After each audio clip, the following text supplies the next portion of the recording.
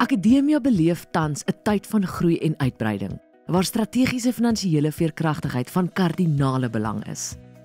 Met trots verwelkom die instelling Dani Janse van Vuren as hoof finansies en infrastruktuur.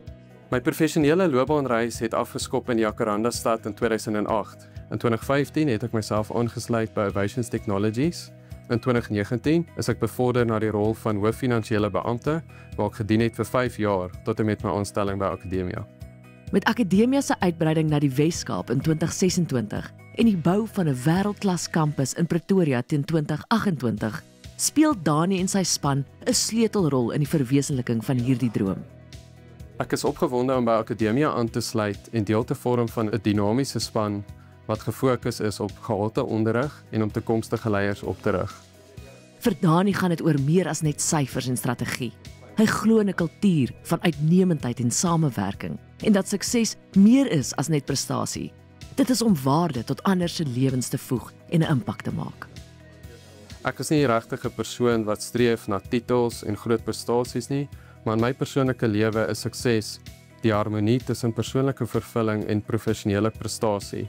En ek voel dat die positiewe impak wat ons dag tot dag maak, sal sukses van self teweegbring. Hy is 'n gesinsman wat inspirasie vind in die natuur, waar hy ook nuwe energie en vars perspektief vind. Enigiets in die buitelewe is iets wat ek en ook my gesin geniet, of dit nou is om 'n roete te stap, 'n roete te draf, of op die bergfiets 'n klomp kilometers uit te ry net om die kop skoon te maak. Ons is gesoute kampers, ons geniet die buitelewe, ons gaan stap gereeld in die berge. En as ek genoeg tyd kan afknyp, probeer ek 'n klein wit balletjie in 'n gat te kry oor 'n naweek. Met leiers soos Dani is Akademia se toekoms voorwaar in goeie hande. Van elke fondie wil ek graag sê werk hard, geniet elke oomblik en bou netwerke wat 'n toekoms sal verryk. Aan elke Akademia personeel wil ek graag sê ons is aan die vooraand van 'n blom tydperk en ek kan nie wag om hierdie spesiale tydperk saam met julle in te gaan nie.